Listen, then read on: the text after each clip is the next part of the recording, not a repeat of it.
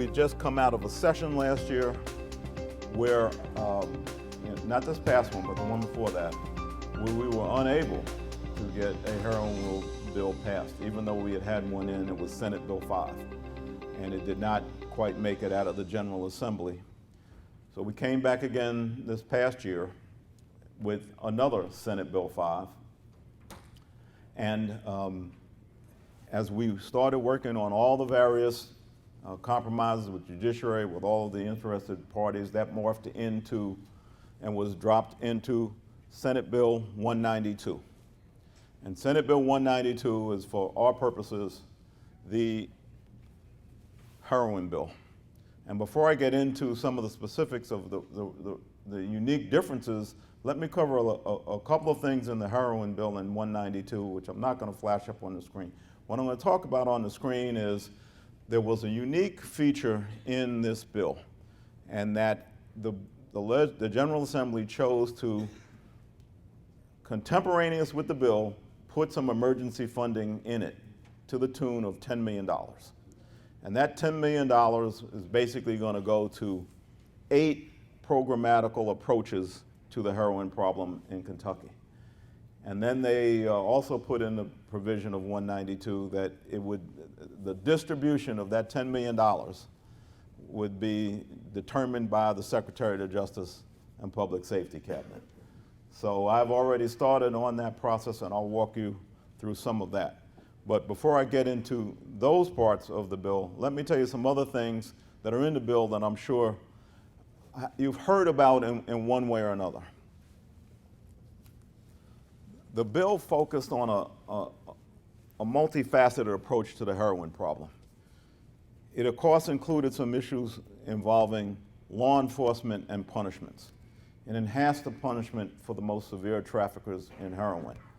And it also put into the bill a provision which hasn't gotten a lot of publicity, but in my mind is pretty significant, in that it's called an importation bill. And I really look at this portion of the bill as sort of a border protection bill.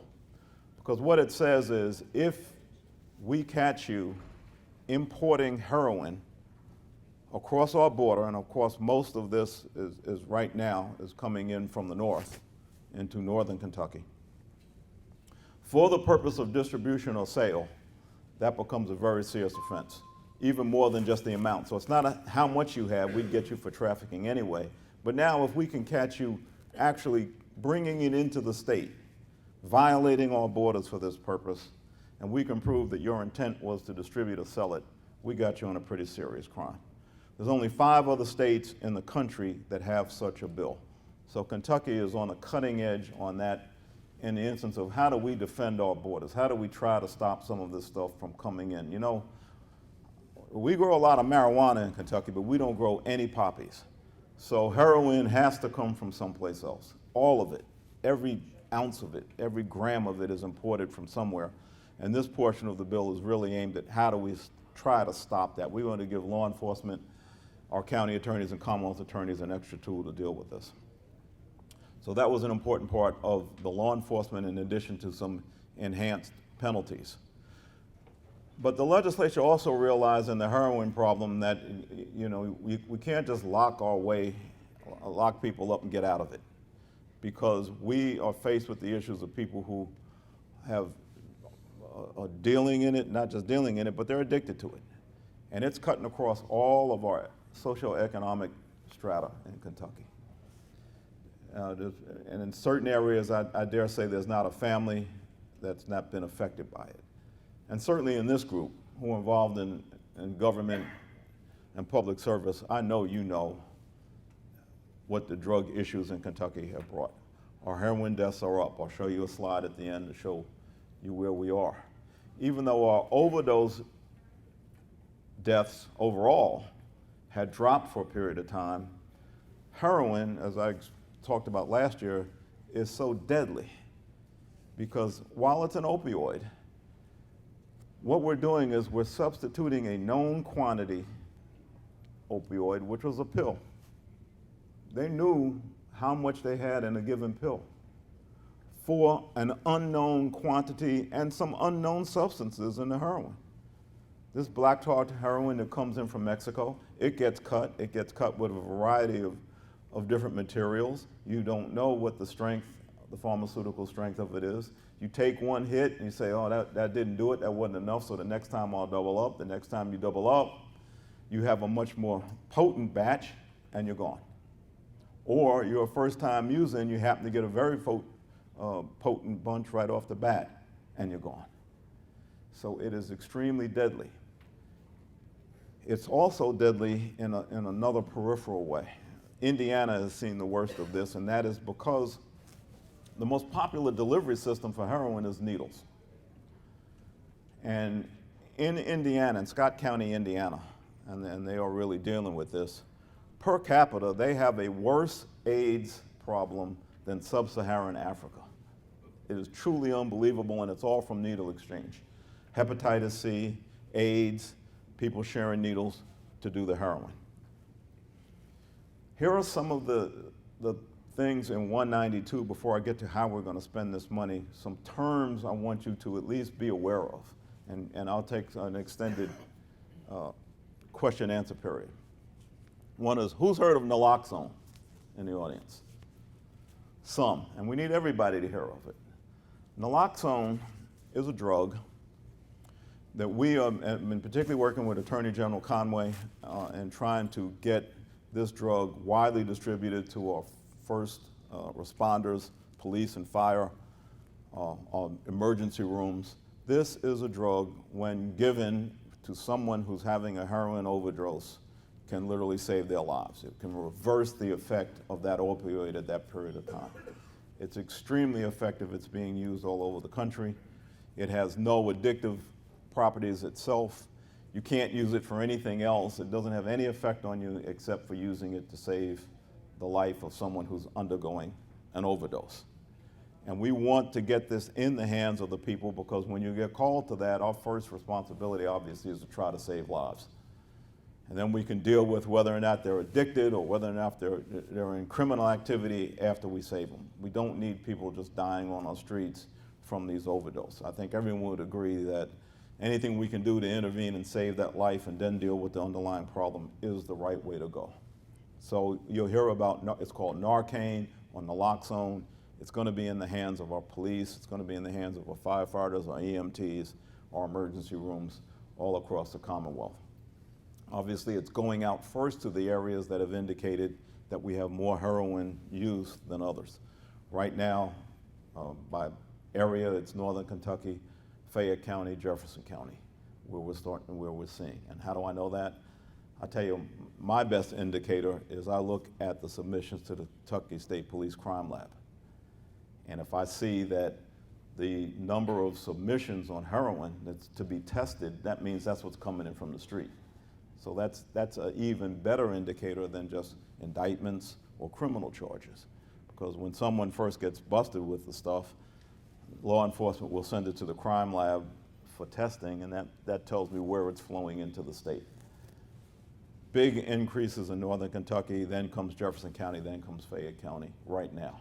And what we're trying to do is stop that flow.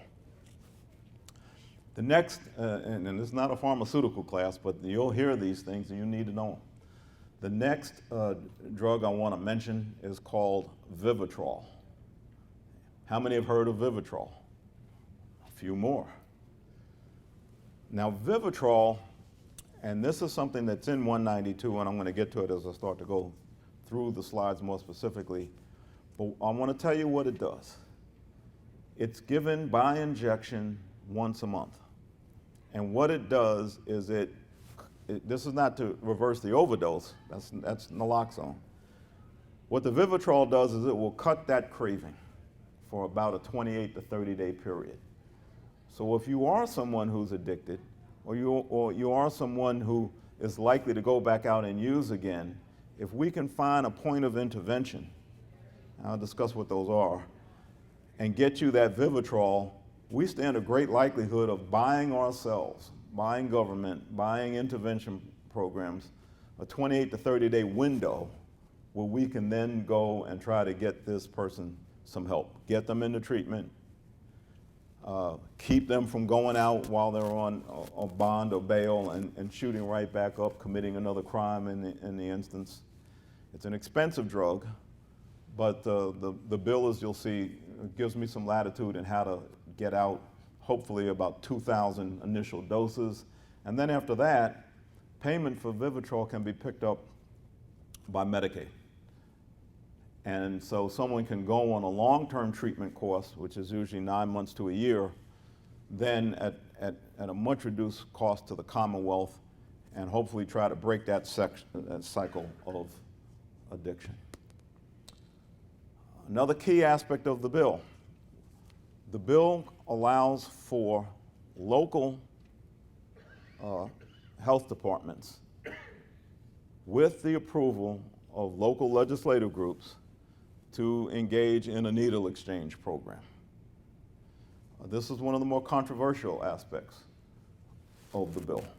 And that's why the issue of who is going to do needle exchange, and to some extent how they're going to do needle exchange, comes down to a matter of local decisions. Obviously, some localities may not have seen very much heroin at all. They're not going to be interested right now in looking at a needle exchange program. Others, such as Jefferson County, have already engaged in a fairly large needle exchange program, and we're starting to see some emerge and some other. It's a matter of the health department, with the legislative approval, setting up the program for the needle exchange. Now, why do it? The first reason, once again, is to save lives. These needles are dangerous. They're dangerous when they're left in parks or alleys or on scenes, because someone else can pick one up and it can convey, again, hepatitis C, AIDS, anything that's born of these intravenous injections where people share the needles. They're not good.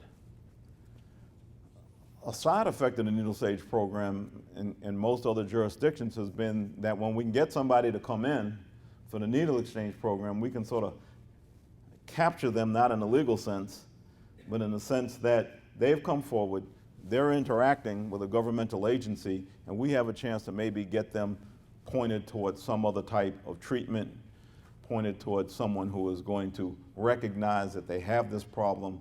We're not going to treat them as a criminal at that point in time, and hopefully we can start some intervention process. And that's beneficial to all of us, because if not, they go back out, they still have the habit, and they feed this habit through collateral crime, usually through property crime.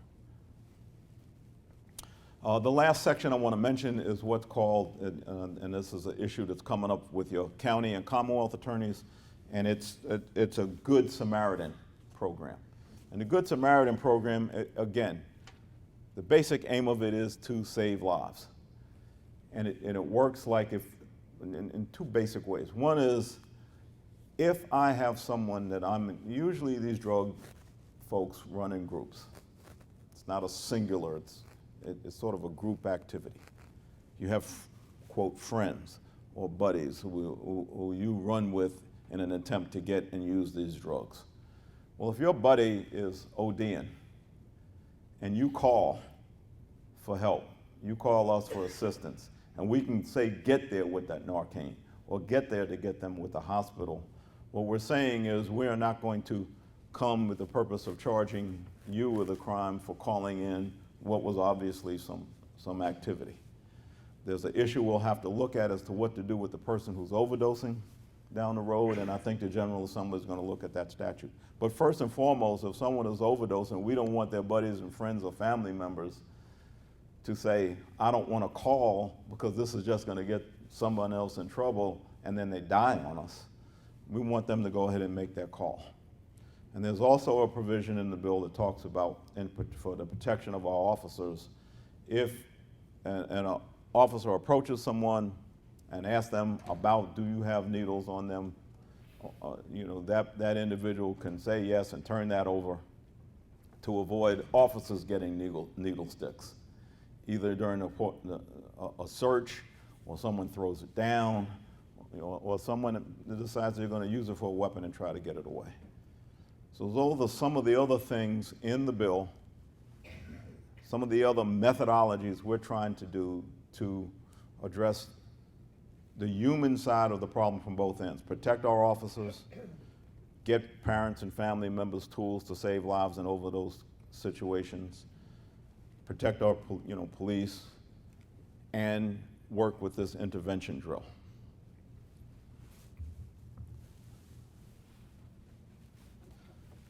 Now, the bill was passed.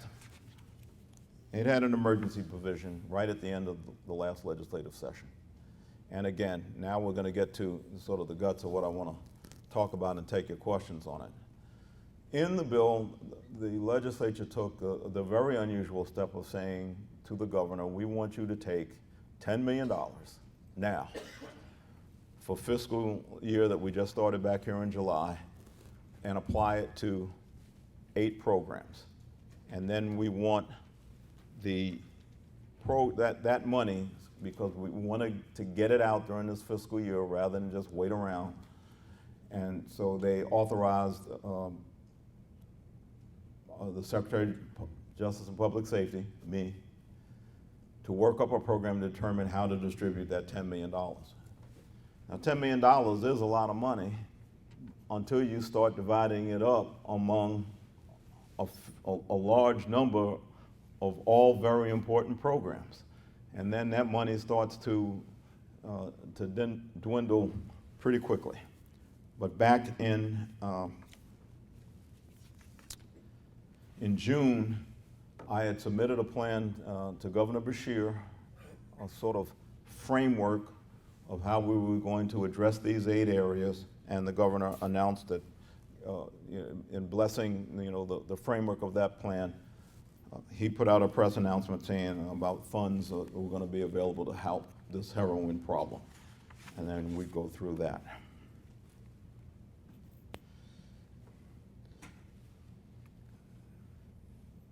One of the issues which I know hits home to this group is, we've got, and again, corrections is one of mine, so I deal with not just my 12 institutions, but I deal with our 78 jails. And in fact, right now, this week, our jail population with state inmates is the highest it's ever been in Kentucky, over 9,000. So our jails, our jail partners are really bearing about 36% or so of my total felon population, and the highest it's been since I've been here. We have 12 prisons, we have 78 or so county jails, and that's where our felon population is. And the bill looked at how to deal with getting some services to those inmates who are in those local jails. And my initial distribution, we worked up an agreement between my agency, my cabinet, and the Department of Corrections. I know that sounds a little weird, but this is how when you're working with money, you got to cover a lot of bases on how that they were going to reach out to all of our jails to work with a way to get programs and get this money to those jails who are interested in participating in the program, and get some sort of treatment for those county inmates who have exhibited this drug problem. And I don't have to tell you folks in the county how that, if we can start to break those cycles down there, that cuts back on your property crime, that gets families kept together, that creates a whole lot of hopes to stop a whole lot of chaos. So the Department of Corrections, we have already transferred several $100,000 to them for this purpose. They have reached out and solicited to all of the jails to see who's interested in what type of program they might want to do. I suspect personally that many of the jails are going to partner with your community mental health centers in your locales to come up with a way of dealing with some of those inmates.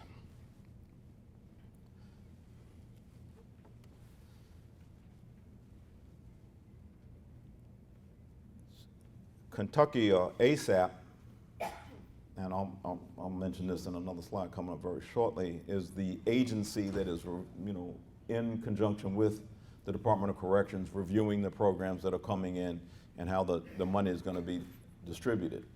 This became a very useful way because we deal, Kentucky ASAP has dealt with counties all the time. And so they're very familiar with the process and how to get the money out and how to keep it accounted for. By the way, my hope is in about 3 weeks to be able to announce the first of those actual grants to the programs. But I've also held money back in reserve so that as other jails become interested and want to go on hand, there's still money left in that pot. So in other words, I'm not just going to give it all out to the very first few who come along. I know that there's going to be a learning curve for people, and it may be in areas where heroin hasn't showed up yet. One thing to keep in mind that although it is the heroin bill, my interpretation is that substance abuse can go beyond just heroin. So it can be for opioids or for some of the other addictive drugs we have in the Commonwealth and still meet the spirit of the statute. Obviously, you want to address the heroin issue first.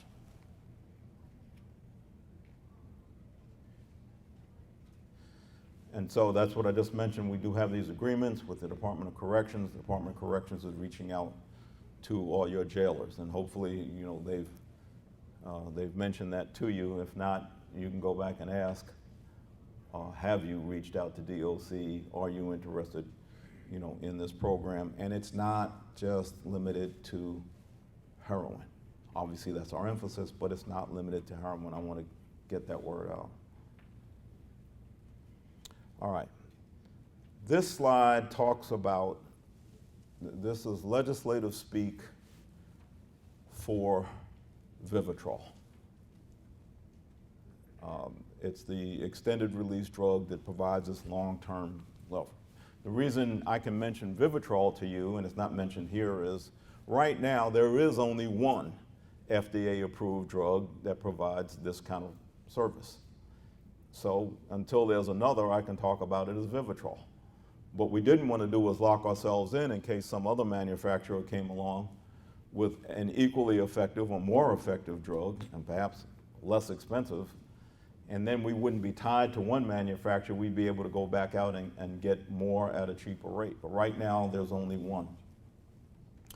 And again, I think that our county jails are going to be really primed for the use of Vivitrol, and if our judges and county attorneys are in and can work on this, because this is a way to intervene with that first dose by that month that I talked about, and then try to get that person referred to other services. And it could take some, and we're seeing it out in the state. There's been a model program run by Judge Tapp, I think down in Montgomery County, that's worked very effectively. He's so far had a 100% rate of effectiveness on people who's on Vivitrol who haven't gone back onto heroin. It's only been going for a few months, but when you're talking about a drug like heroin, if I can keep 100% of users off even for a week, much less a few months, that's telling me that there's some effectiveness in it. The problem is the drug overall has been very, very expensive, and we're working on that. When I say expensive, over $1,000 an injection. So that's a lot of money.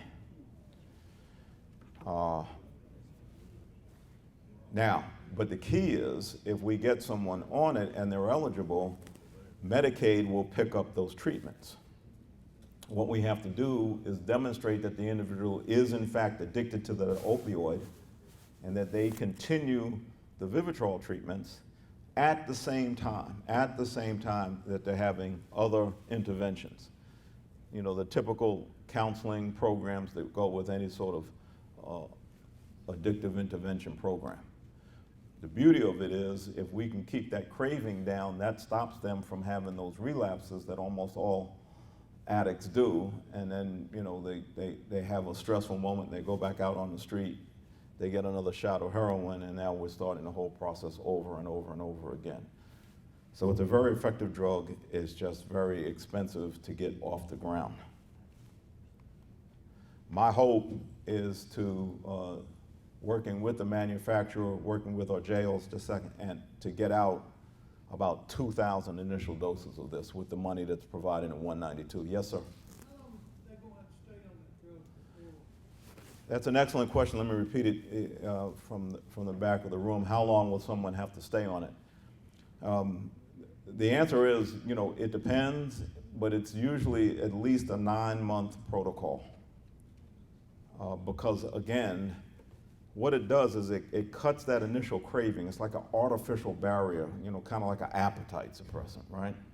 So this cuts that urge in your brain for heroin, just like an appetite suppressor would cut that urge in your brain to eat, But if we don't change your other patterns and understanding about this drug, as soon as it wears off, you're hungry again. And so what we have to do is use it for a long enough period of time where these other more traditional methods can step in and hopefully break that person from that addictive state. So when they finally come off of the Vivitrol, then they're clean because they've had other ways of dealing with their addictive issues. Sir? I'm going to ask you, who makes what company makes Vivitrol? And as a government or state, is there any way we can negotiate a better price for this drug?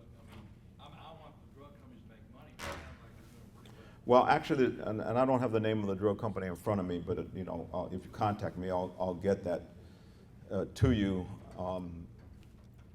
Yes, we are negotiating for prices, and I think because this is a nationwide problem, that we'll start to see some pricing come down on it as we go along with it. It's like anything else that's brand new and rare, it's expensive. But I think as more and more people start using it, they want to mass manufacture it, they'll still make money. Yes, ma'am, you had a yeah. Do you know how Yeah. long the patent? Oh, I'm sorry. Go ahead. Do you know how long the patent is for the Vivitrol? I do not know. Because there can be no competition to that. Right now, it's the only one on the market. Now, like this is America. So usually if somebody has something that's working, somebody else is working on another way to skin that cat. The lady in the beautiful orange suit back there. The methadone clinics, will this eliminate them? Say that again now? Methadone clinics, will it eliminate them? Well, I don't know. Methadone and Suboxone are other drug interventions for addictions. And there's a great debate, and thankfully I am not in the middle of it in this bill, as to the appropriateness or the usage of those drugs. Some would say that the problem with those are you are just substituting one addictive drug for another. Right, because you have to have it every day. Right. Again, with the Vivitrol is completely different. It itself is not addicted. When it wears off, it wears off. What it does do is it blocks that desire for opioids for that period of time. We're hoping that competition will come along, which is exactly why we wrote the bill that way. So that if someone else comes along, I am not locked into this one company for this one drug. Yes, ma'am. I just wanted to add that Vivitrol, in order for a person to be eligible to take the shot, they have to be sober for at least 7 to 10 days. So the problem that we're finding with that is we don't have enough detox beds in order to get these people sober to take the shot. So we started administering that in jails, which is where we're finding is the main detox center. But the company that produces Vivitrol is Alkermes. And we have a couple folks in our area that have established a relationship with their rep, and we're trying to negotiate with them. So they know that it's expensive, and they're trying to work with us as well. And you bring up an excellent point about the detox beds and in the jails. And that's one of the things that I think can be interwoven into a program where you partner with someone and we can help with some of this 192 money. The jail is partnered with the community mental health center or with some health center in the area. Now, the key is it's got to be either voluntary or a requirement on bond or something, because generally you can't force somebody to do this stuff. But if they're willing to go through it and we have the mechanism, I think that funding fits within 192. I have a hand with a hat in the back. Mr. Brown, it seems like to me that the last 40 years we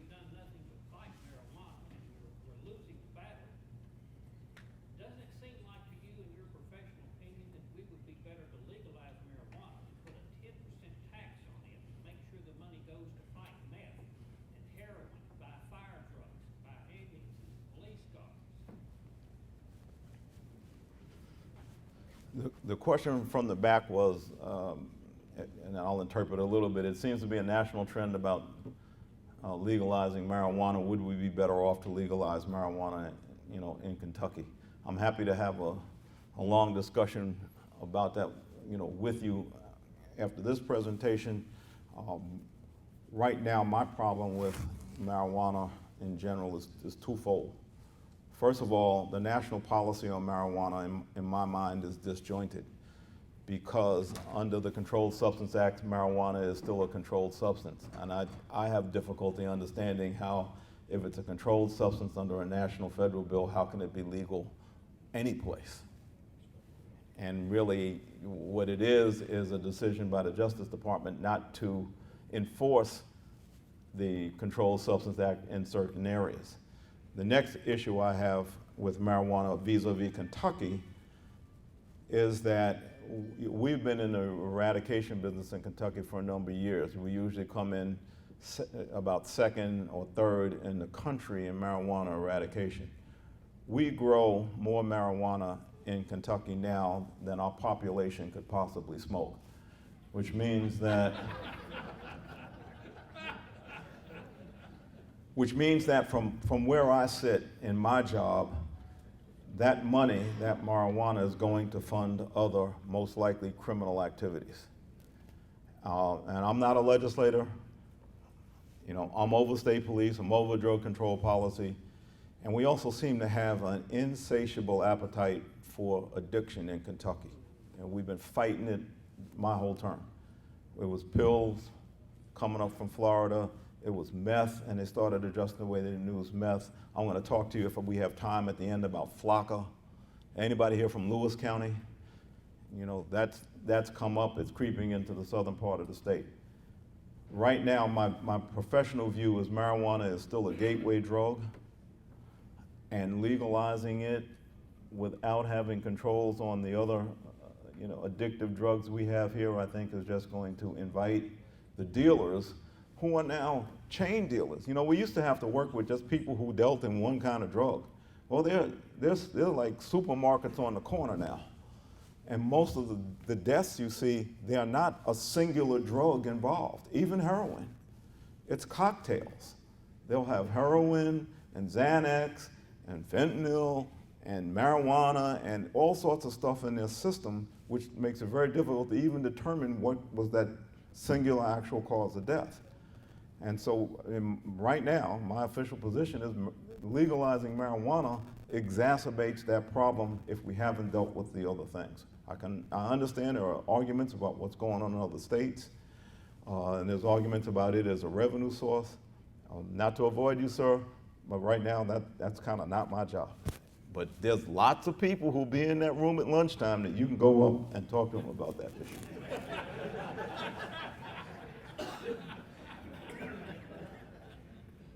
Community mental health centers.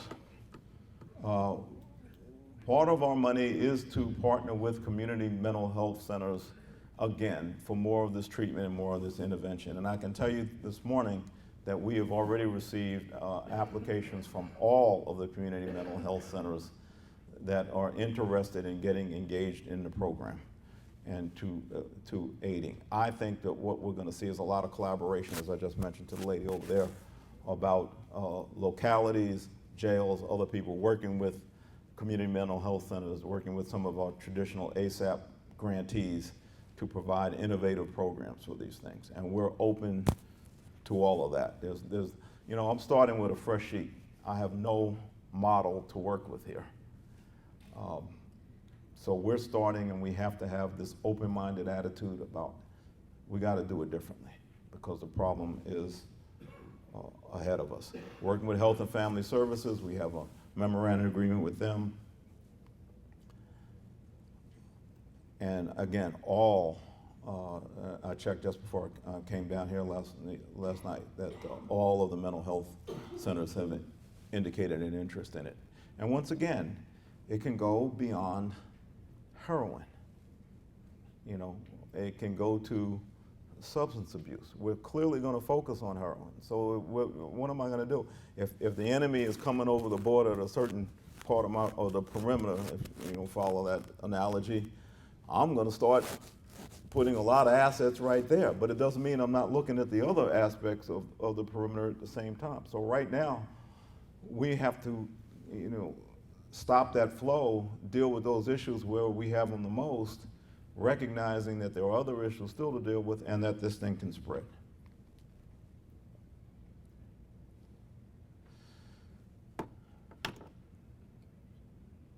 Neonatal. One of the worst statistics that I deal with, that I even have to hear about, is how many addictive babies are born. And when you stop and think about it, that's just a terrible, even to have that statistic is a horrible thought. To have a child born into the world already addicted because of the behavior of the mother. And then you're dealing with an infant struggling in their first days of lives, addicted to a substance with no understanding, just born into an immediate life of pain and withdrawal. There are very few, and by very few I mean we have money in the bill to address this neonatal issue. Right now we've had seven agencies statewide contact us to come up with programs. It's a very difficult program because it's long-term care. It takes a lot of attention. Imagine just a premature baby or a baby that's born with some other chronic illness and how much medical attention it takes to deal with one of those infants, and then make that infant addicted to an opioid. It's a very tough thing for the parents to deal with. They come almost never. One, by definition, the parent, at least the mother, has a drug problem. So we've got to deal with her drug problem, and she probably may be in a familial relationship that has other drug problems. Then you have to turn and deal with the infant. So you can't depend on the family sometimes to be the ones, as much as they might love, to nurture this child. This is a very difficult issue. We hope to have some awards out by September 15th, but there are very few agencies, including hospitals, that have programs set up to deal with this problem. And if you think about it, they're dealing with chronic medical issues. They're used to that at Norton's over here or someplace. This is something that you don't anticipate ever having to deal with an addicted, not even a child, really, an addicted infant. So that's another one that's in the bill that we're working on. Sir, Yes, sir. I'm a county judge down in Clinton County, and I say to you, sir, that $10 million you got, you ought to give it all to those children, because those other people, most of them, they've already made their choice. And they were able to make a choice. But those children, they've not had an opportunity yet to make a choice.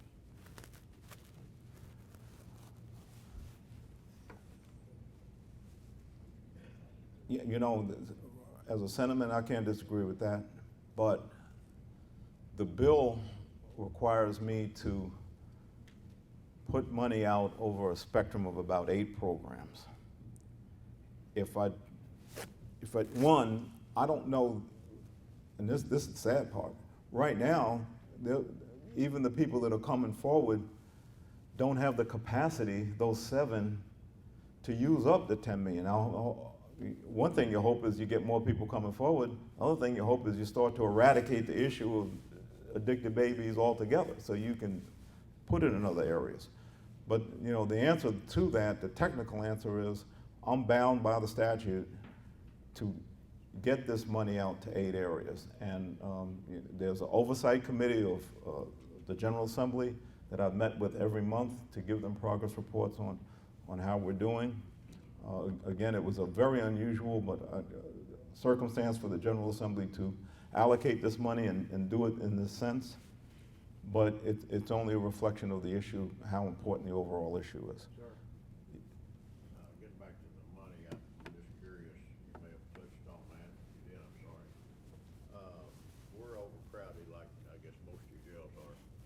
any of this money be used to expand their jails, to add on, or do anything like that? Or we get extra help from the state, the federal government? Those are about three questions. The question was about the use of the money and jails, and could any of it be used to help expand the jails because of overcrowding situations? And then there was a follow-up, I don't want to misstate your words, about any other help from the federal government. I can't speak to any help from the federal government, certainly on more jails. The bill itself only allows for us to look at increasing programmatical issues or programs at jails, not anything to do with expanding the overall scope of jails. And many times what happens in local jails, and I talk to county judges. I'm always willing to take a call to see what we can do. 5 or 6 years ago, I would come up here, and there was a completely different issue about county jails. And we worked to resolve situations in the state. When I came, we had 13 state-run prisons and 3 private prisons, in addition to the jails. We do not contract with any private prison anymore in Kentucky, and we're down to 12 facilities, and that has enabled us to work with our jail partners on our state populations. Now, I think the issue in most situations where there is a population problem, it's coming from the county side of the population, not from the state inmate side of the population, as I read our reports. And so what happens is when one of your jails is loaded up with county prisoners, one, you're paying for them. That's the first thing. And then number 2, that limits your capacity to take state inmates. But the bill itself, to answer your question and not to avoid it, is that no, there's nothing in here that would enable me to get you money for the purpose of expanding or adding to your jail population. Okay, we got lots of hands going up. I think you were first, sir, in the glasses and the blue shirt. I'm just kind of curious on that. Infants being addicted when they're coming to the world, how long does it take them for treatment in the hospital to come home? To get off of it? I think any clinician will tell you that if you are truly addicted to an opioid, it's going to be a long-term treatment program to get off. We can deal with some of the initial withdrawal symptoms and using some other interventions, but and I don't even know technically if you ever are not an addict anymore, but to deal with the underlying addiction thing, you're talking months. The most successful programs that I know we partner with in the Department of Corrections, they can be 9 months to a year long. All right, let me move on so I can get you to lunch. The last 2 funding programs that were in the bill went to 2 of the 3 sides of our criminal justice system. You have the courts, administrative office of the courts. You have the prosecutors, your county and your Commonwealth attorneys, and you have the defense attorneys. And for the most part, almost all of the individuals involved in this facet of law enforcement, their defense attorneys come from the Department of Public Advocacy, the public defenders, because they're addicted, which means they've blown all their resources on the drugs, or blown, and possibly all their family's resources on the drugs, and then they're indigent when they come to court, and they get the public defender. The bill allowed for and mandated that the funding of 2 programs. One, which you see on your board now, is for the Department of Public Advocacy to add social workers, not lawyers, social workers to their offices. what they found is the social workers become a point of intervention to get that individual who's been criminally charged into other programs. They become that conduit between the person who's been arrested and charged to get them help in other facilities, mental health, substance abuse. Sometimes it's other family services that this individual may need to take that pressure off. An equal amount of money, and by the way, the total is $1.2 million for each of these. An equal amount of money has gone to the Prosecutors Advisory Council, PAC, for what's called rocket dockets. And these, right now, I've just communicated with the Attorney General's office, and I think there are 18 rocket dockets that have been established in the state. And this is to help take these individuals charged with these drug offenses. It's particularly aimed at the drug offenses, most likely the opiate and heroin offenses, to make a quick disposition of the case, again, with the idea of getting them into, as part of the rocket docket programs, into intervention programs. So we have the defense lawyers and the prosecutors are all sharing in the money, and again, that's mandated by the statute. Locally, I'm going to save this one for the next to last, and I'm going to open up for questions to get you out of here. The bill provided that one of the things we would do would be to supplement the local Kentucky ASAP funding, and we've allocated $15,500 right now going out to each of the those ASAP programs, so $15,500 per county is awarded, and then I'll have another $250,000 to look at grants from specific counties to get that out for more of the individual treatment programs. Lastly, I just want to show you that almost recent statistics from last year that we have the total statistics on as far as overdose deaths. And these are just deaths, overdose. Indicates how many have happened here in the Commonwealth of Kentucky. Just like I said, that any neonatal situation, any addicted baby is one too many. 3,000 or so overdose deaths is about 3,000 or so too many, and that's what the guts of Senate Bill 192 is designed to do. I think I've left about 5 or 6 minutes for some more questions, and I saw, it's kind of like Price is right here. So it's in the back, sir. On the needle exchange, how much money did they put in Senate bill for that? Okay.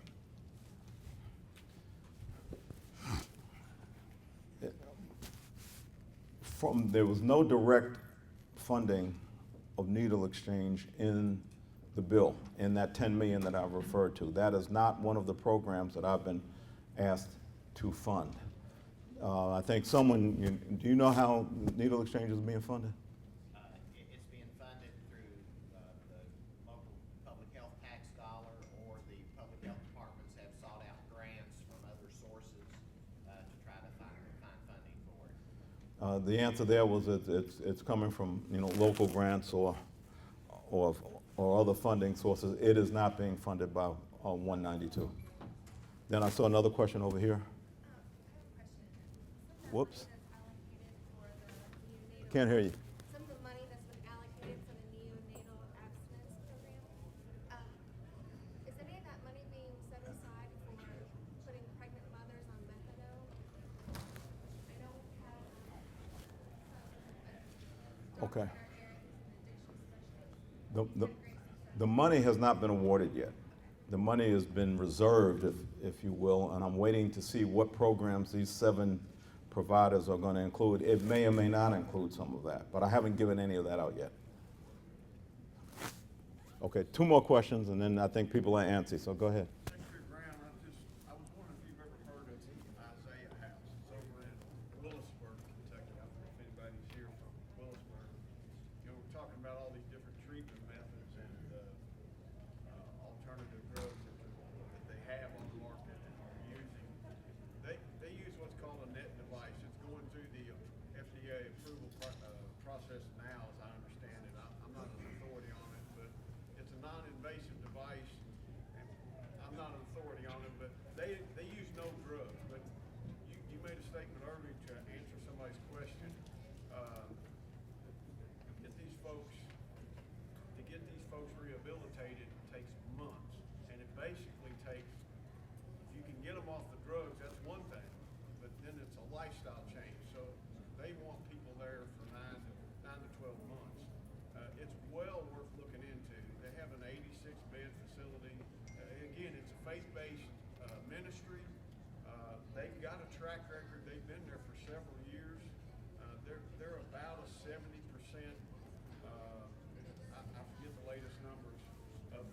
not winding up back in jail, back on heroin.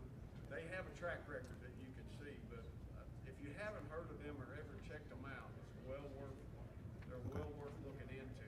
They've got a pretty intense program, but they use no drugs. None of what they do. Everything that they do is non-invasive. So, Well, talk about a cost effective is what I'm driving at. The device takes about $50 to make. But it's a lifestyle change.